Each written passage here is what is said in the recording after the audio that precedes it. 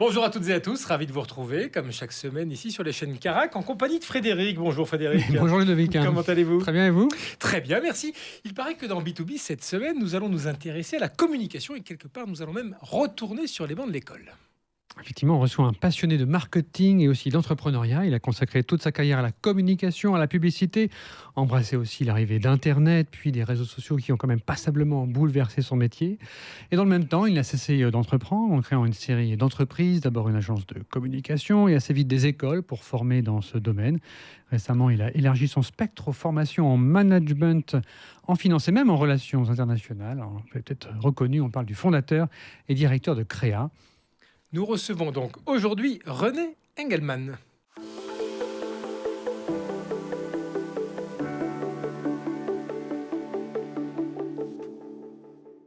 René Engelmann, bonjour. Bonjour, Merci beaucoup d'avoir accepté notre invitation. avec plaisir. Alors B2B, évidemment, comme chaque semaine, vous le savez, c'est bien des portraits d'entrepreneurs et d'entreprises. Vous-même, vous êtes un homme de communication. C'est un exercice auquel vous êtes habitué? Pas forcément, enfin peut-être des échanges au niveau de la radio, peut-être au niveau télévisuel un peu moins fréquemment, donc c'est un peu une première aussi pour moi, Eh bien, écoutez, on est ravis. On espère que vous passerez comme nous un très bon moment. certainement. Dans cette première partie, on va d'abord se concentrer à mieux vous connaître, vous, en qualité de personne. On souhaiterait savoir comment s'est passée votre enfance, et même avant votre enfance, vos parents. Qui étaient vos parents? Qu'est-ce qu'ils faisaient? Quel est votre cocon initial?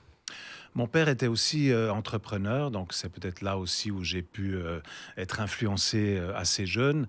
Mais en fait, ce qui était un dénominateur commun dans ma vie dès mon plus jeune âge, c'était la communication, la publicité. J'adorais la publicité, j'étais toujours fervent de tout ce qui se passait. Et plus les années passaient, plus je m'intéressais à ce monde-là, à son marché en Suisse, en Europe. Et c'est ce qui m'a permis de débuter avec un apprentissage dans une agence de communication qui faisait partie d'un grand groupe, le groupe Havas, qui s'appelait autrement à l'époque. Et c'est là que tout a commencé. Et vous aviez alors 18 ans. Votre père était entrepreneur, mais dans quel domaine? Il était dans l'immobilier. Dans l'immobilier. Voilà, oui. Il a fait d'autres métiers avant, mais finalement, sa carrière s'est révélée dans l'immobilier. À Bienne, toujours. Ah bien, non, vous êtes natif. C'est ça. Il existe toujours une agence immobilière qui s'appelle Engelmann, mais qui n'est pas gérée par moi, mais par un ami qui a été le repreneur des activités de mon père. D'accord. Donc, vous l'avez dit, vous êtes né à Bienne. Vous êtes donc parfaitement bilingue de base. C'est ça. C'est ça. Est-ce que c'est quelque chose qui a été important pour vous dans votre carrière, ce bilinguisme? Disons qu'au départ, j'étais dans la partie francophone. J'ai fait mes études dans les écoles francophones de Bienne, donc je faisais partie de la minorité. Mais évidemment, étant à Bienne, le bilinguisme était quelque chose d'assez naturel. Mais j'ai perfectionné mon allemand lorsque je suis parti une année à Zurich. Il faut quand même que je le précise. C'est là où j'ai vraiment, après, perfectionné mon allemand. Mais j'étais plutôt francophone. Et puis à Bienne, les francophones étaient un petit peu, faisaient un petit peu front pour garder une certaine indépendance. Donc c'était assez intéressant. Donc, vous avez pensé le long de votre vie majoritairement en français. Absolument. Est-ce que vous avez complété votre répertoire d'une autre langue depuis? Alors, je maîtrise un tout petit peu l'anglais, mais en fait, je me suis vraiment concentré sur l'anglais, sur l'allemand et le français. Je regrette un tout petit peu parce que, bon, finalement, l'allemand, c'est intéressant, c'est important, mais dans le milieu de la communication, et notamment aujourd'hui de l'enseignement, évidemment que l'anglais est le plus important. Alors justement, pour la communication, vous en parlez, Oui. et vous qui êtes au cœur même de l'éducation, de la formation des jeunes, Oui. quelle est la langue qu'il faudrait apprendre aujourd'hui pour mieux appréhender demain? Ça dépend dans quel marché vous souhaitez évoluer, mais je dirais de toute façon, c'est l'anglais. Et puis, idéalement, si vous restez en Suisse, l'allemand et le français. Mais l'allemand est une discipline importante, une langue importante. C'est pas facile de motiver nos étudiants pour aller faire un stage à Zurich. On essaie de le faire, ou à Berne. Certains le font, mais c'est toujours un petit peu plus compliqué. Mais c'est certainement un atout supplémentaire de maîtriser également l'allemand. Alors les langues, bien sûr, et puis vous l'avez dit, votre caractère d'entrepreneur. Vous avez Oui. été très jeune entrepreneur, à 24 ans, Oui. avec votre première agence, Carré Noir. Oui. Mais quelles sont les caractéristiques que vous avez qui ont fait de vous un entrepreneur? Quelles sont les qualités humaines que l'on doit avoir pour devenir entrepreneur? Franchement, je pense qu'au départ, mon ambition, c'était d'être indépendant et c'était de pouvoir réaliser mes idées, que ce soit dans le domaine de la communication avec cette première agence que j'ai créée, J'ai été très influencé par le groupe Havas parce que j'ai eu la chance de pouvoir passer une année à Paris. C'était les années 80, les années folles de la communication. J'ai fait des expériences absolument incroyables dont je me souviens dans le détail. Et ensuite à Zurich, c'était un petit peu plus difficile parce que c'était aussi l'ambiance zurichoise. Mais j'ai quand même eu des expériences d'un grand groupe de communication. Et puis ensuite, je suis venu à Genève, toujours dans le même groupe. Et c'est là que j'ai décidé de monter mon agence. Et pourquoi monter l'agence vous-même? Vous étiez encore assez jeune. Il y avait une envie quand même d'être votre propre patron après avoir été dans un grand groupe comme Havas? Oui, certainement l'indépendance, mais aussi le fait d'essayer de pouvoir mettre en évidence et en œuvre certains projets, certaines façons de voir, aussi au niveau de la communication. J'adorais à l'époque tout ce qui concernait les frères Saatchi à Londres, Séguéla, que je Paris. connais bien à Paris, et d'autres encore, et ça faisait partie de cet univers, et j'avais envie de pouvoir construire quelque chose dans ce domaine. Et construire, mais aussi faire après des écoles. Je peux rappeler quand même quelques étapes. Il y a Polycom que vous avez créé en 96. Vous n'aviez pas 40 ans. Alors ça a été racheté après par le Savi à Genève et puis à Lausanne. Et puis vous l'avez racheté aussi l'an dernier. Il y a le CREA évidemment en 2008. Et puis vous êtes maintenant dans un groupe, le groupe Omnes, on évoquait en introduction, et qui a aussi une autre école à Genève, qui est la European Business School, C'est ça. depuis 2019.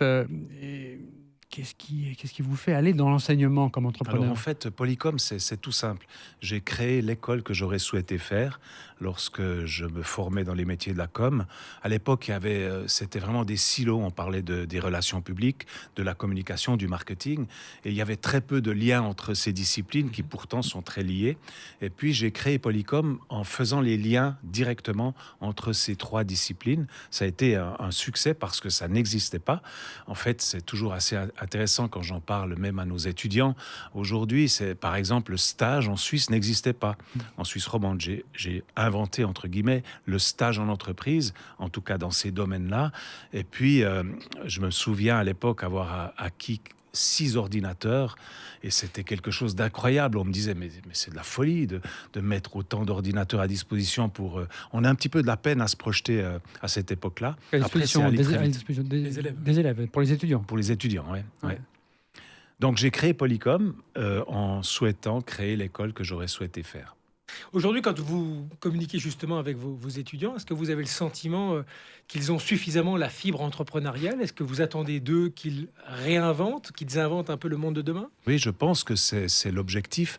Encore une fois, tout le monde n'est pas entrepreneur, mais j'ai l'impression que la génération actuelle est justement de plus en plus entrepreneur, non pas forcément dans le but de vouloir créer des grandes entreprises, mais dans le but d'être indépendant, d'avoir cette capacité de gérer aussi son temps, son activité.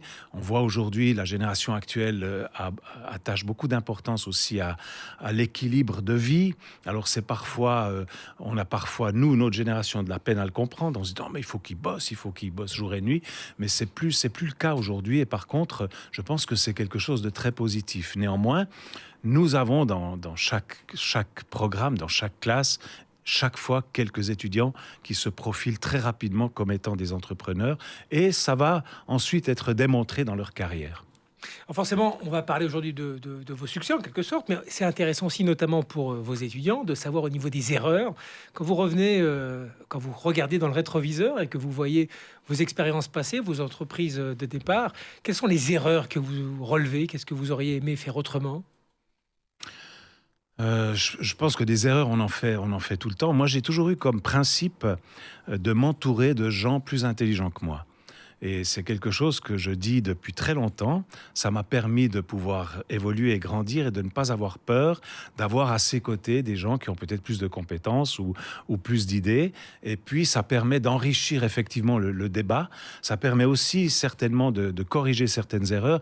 Qu'est-ce que j'aurais fait différemment? J'aurais peut-être créé l'école CREA en même temps que Polycom pour avoir tout de suite cette dimension artistique dès le début. Les deux sont complémentaires. Les deux sont complémentaires. Aujourd'hui, ça s'est quand même beaucoup mélangé parce qu'on est surtout dans le digital. On a toujours le bachelor initial de la direction artistique, bien sûr, mais tout ça se mélange beaucoup. Ce sont des métiers qui se mélangent beaucoup. Aujourd'hui, il y a une explosion, et le mot est faible, avec l'intelligence artificielle. Je pense on ne se rend pas compte de ce qui va se passer ces 5 prochaines années. Je ne parle pas des 15 prochaines, des 5 prochaines. Donc, on doit être très, très agile. L'éducation va être challengée aussi au niveau de l'IA. Donc, ce sont des préoccupations de tous les jours. De tous les jours. Alors, dans les préoccupations de tous les jours, il y a celles qui vous accompagnent hors du travail. Oui. Vous avez aujourd'hui 64 ans, vous me permettez de le dire. Oui. Vous êtes marié, ça fait 40 ans d'entrepreneuriat quand même, Oui. Ce n'est pas rien. Vous avez 2 enfants, 2 adultes, 2 fils. C'est ça. Et vous êtes grand-père déjà 4 fois. C'est ça. Félicitations. Merci. Est-ce que le soutien de la famille pour ces 40 ans d'entrepreneuriat, c'est important? Évidemment oui, mais dans quelle mesure pour vous cela l'aura été? Ça l'a été parce que j'ai eu le soutien non seulement de ma famille, mais aussi le fait que ça se voit lorsque vous venez dans le site internet de Créa. J'ai un de mes fils qui travaille avec moi à Créa, qui est maintenant directeur du développement. Ça s'est fait assez naturellement. Il faisait une carrière plutôt dans l'édition, et puis il a dit je vais faire un stage à Créa. C'était tout au début, et il y est toujours, avec depuis, disons, un développement qui est très intéressant de sa part. J'ai un autre fils qui est plutôt dans la banque privée. Le soutien de la famille, c'est aussi le fait malheureusement, de ne pas être forcément toujours là quand on aurait souhaité l'être. Et je le dis parce que pour moi, aujourd'hui, c'est quelque chose que je vis complètement avec mes 4 petites filles. C'est pour moi le plus important. Vous leur consacrez plus de temps que ce que vous avez fait avec vos enfants? Assurément. Ça ne veut pas dire que je ne me suis pas occupé de mes enfants, mais aujourd'hui, je peux vraiment vivre cette plénitude de mes petites filles, et je serais même capable, mais j'espère que la direction à Paris n'entendra pas, mais d'annuler un codir si jamais j'avais si j'avais une urgence avec mes petites filles. C'est pour moi le plus important.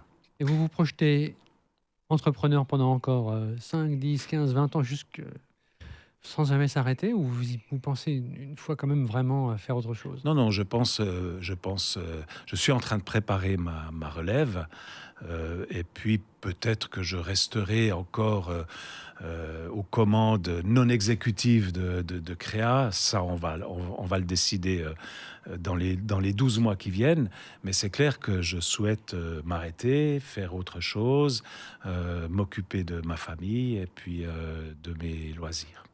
Pour terminer très rapidement, puisque vous parlez justement des enfants, il y a une question qui est celle de la société et qui s'applique à tout le monde et à tous les continents, c'est le changement, le dérèglement climatique. Pensez-vous que peut-être cette question-là est une question de communication mal réglée? Est-ce que vous pensez que la communication pourrait jouer un rôle pour améliorer la manière dont les États y travaillent? Assurément. C'est même la base de pouvoir réussir ce qu'on appelle aujourd'hui la RSE. En fait, toutes les écoles... La responsabilité sociale et environnementale de l'entreprise. Toutes les écoles sont concernées, pas seulement les écoles, les entreprises. Alors, on dit que souvent, ça devient un argument marketing.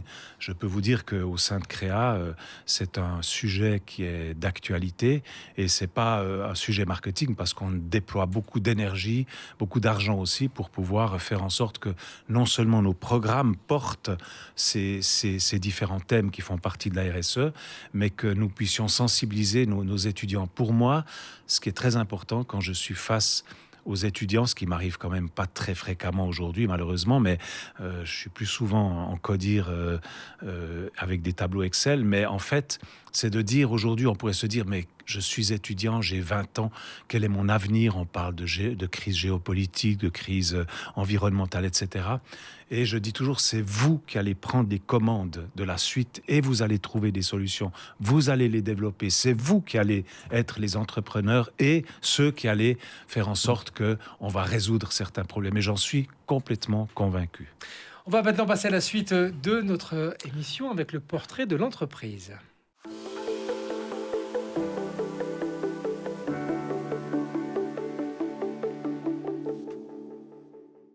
René Engelmann, on l'a dit, vous dirigez toujours l'école que vous avez créée en 2008. On va décortiquer son modèle d'affaires, on va aussi reparler de l'intelligence artificielle que vous avez évoquée. Mais avant, quelques chiffres vraiment très simples. Créa, c'est 800 élèves, y compris ceux qui sont en formation continue, 12 millions de francs de chiffre d'affaires, à peu près 45 collaborateurs. C'est une école qui a été maintenant intégrée dans un groupe. À l'époque, c'était INSEC. Il est devenu Omnes Éducation, un grand groupe d'écoles en Europe. Créa, c'est une école spécialisée dans le marketing, la communication, la création et bien sûr dans le digital, c'est incontournable.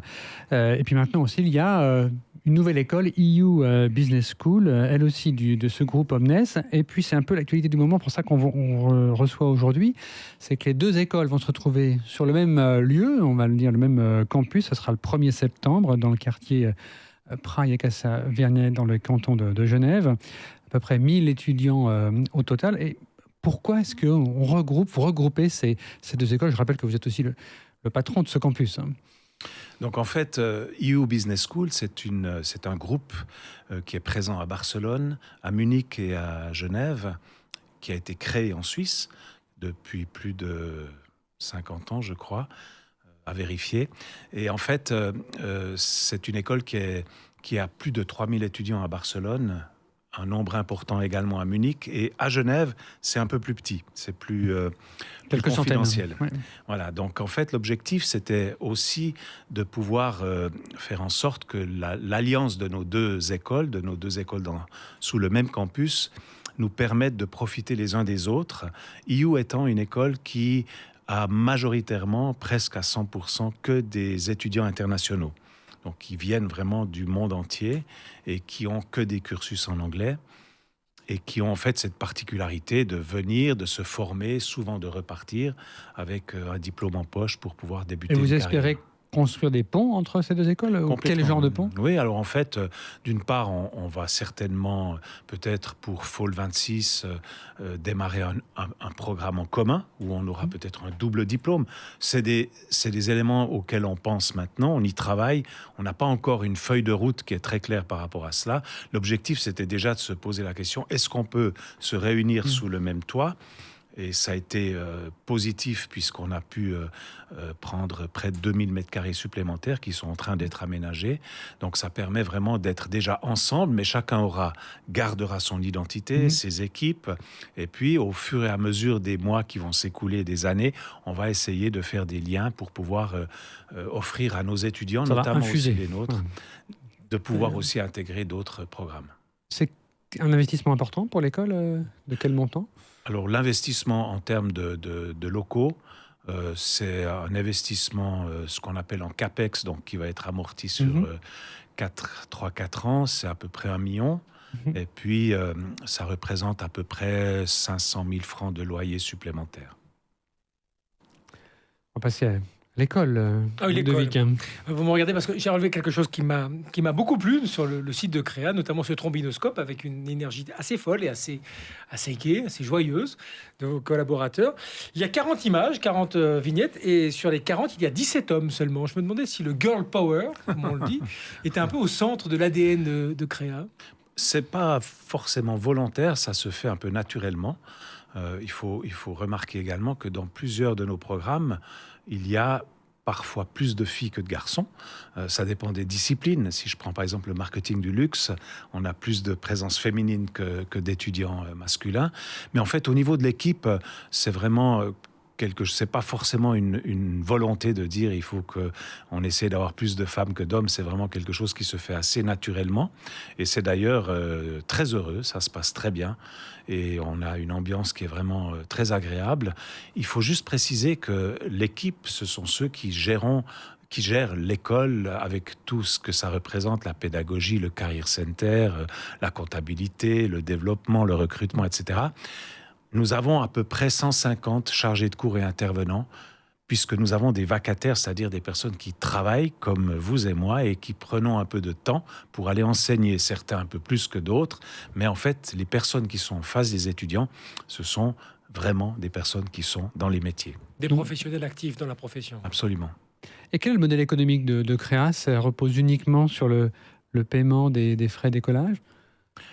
C'est ça. Donc en fait, c'est uniquement les écolages, Uniquement. avec la particularité que, en fait, déjà en septembre de l'année, puisque nos années fiscales se terminent en juin, par rapport au recrutement, vous êtes déjà presque capable de dire quel va être le résultat de l'année qui va s'ouvrir en septembre, mais c'est aussi quelque chose d'assez stressant parce qu'en fait, il ne faut pas rater la rentrée.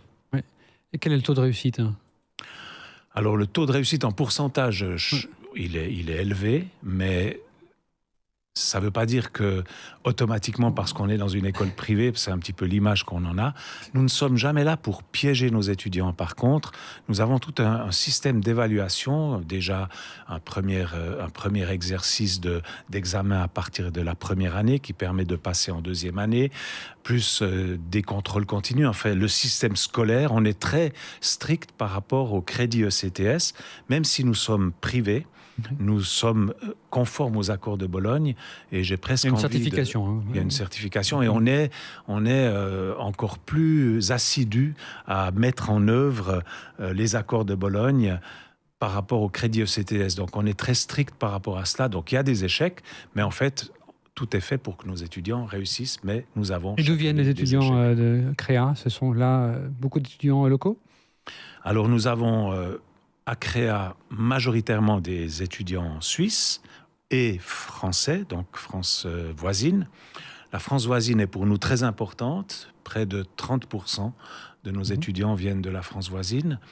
Et les autres sont de la région Genève, Lausanne, puisqu'on a aussi notre présence à Lausanne. Et puis, évidemment, on est très, très heureux d'accueillir des étudiants qui viennent de Neuchâtel, du Valais, de Fribourg, mais eux vont plutôt se stabiliser à Lausanne. Avant qu'on parle d'intelligence artificielle, quelques mots sur l'autre école qui va donc se mettre à côté de la vôtre en septembre, l'EU Business School. Là, c'est un tout autre fonctionnement. Vous l'avez évoqué, beaucoup d'étudiants internationaux, ou essentiellement des étudiants internationaux. C'est assez cher. J'ai regardé le bachelor en relations internationales. J'ai fait la comparaison évidemment avec l'école de référence à Genève, qui est le Graduate Institute, ou l'IHEID. C'est 5 000 francs à peu près pour un diplôme à l'IHEID. Ça sera plutôt dans les plus de 100 000 francs dans votre école. Qu'est-ce que vous offrez pour expliquer une telle différence? Alors je pense qu'il faut déjà prendre le sujet à sa base. Nous sommes une école privée sans aucune subvention et les études, ça coûte cher. Et en fait, lorsqu'on dirige une école privée, on est bien placé pour le savoir. Lorsqu'on regarde ces chiffres, même en prenant le cas de Créa, un bachelor chez nous, c'est 54 000 francs. On imagine le nombre de bachelors qu'on a, on fait la multiplication et on se dit, c'est vraiment très profitable de gérer une école privée. Mais en fait, il y a vraiment zéro subvention. Nous avons des bourses qui sont données par certaines fondations à certains de nos étudiants, mais c'est quand même une partie assez restreinte. Donc il faut faire fonctionner une école. Et alors évidemment, le côté international, il est plus lié à la clientèle internationale qui va être encore plus accompagnée d'une manière, je dirais presque en one-to-one. Il y a un service particulier parce que ce sont des étudiants qui arrivent du monde entier. Certains doivent être accompagnés par rapport aussi à leur vie ici à Genève, comment ils vont s'organiser. Donc tout ça, ça a aussi un coût d'accompagnement.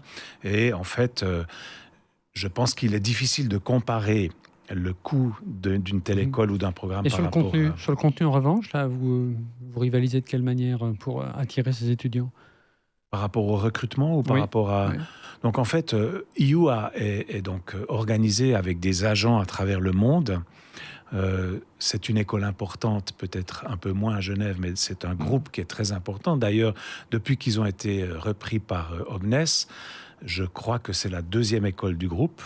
Donc on voit que c'est important. Nous, Créa, on est une toute petite école au sein du groupe, mais on est une petite pépite, c'est ce que j'essaye toujours de dire à nos dirigeants. En revanche, EU Business School, c'est vraiment une école qui est très importante. Il y a aussi la possibilité pour les étudiants qui viennent à Genève, de même que pour les étudiants de Créa, de faire un semestre à Barcelone, un semestre à Londres. Donc en fait, la transversalité des écoles du groupe permet aujourd'hui d'offrir à nos étudiants véritablement de construire un parcours en fonction de ce qu'ils ont envie de faire plus tard.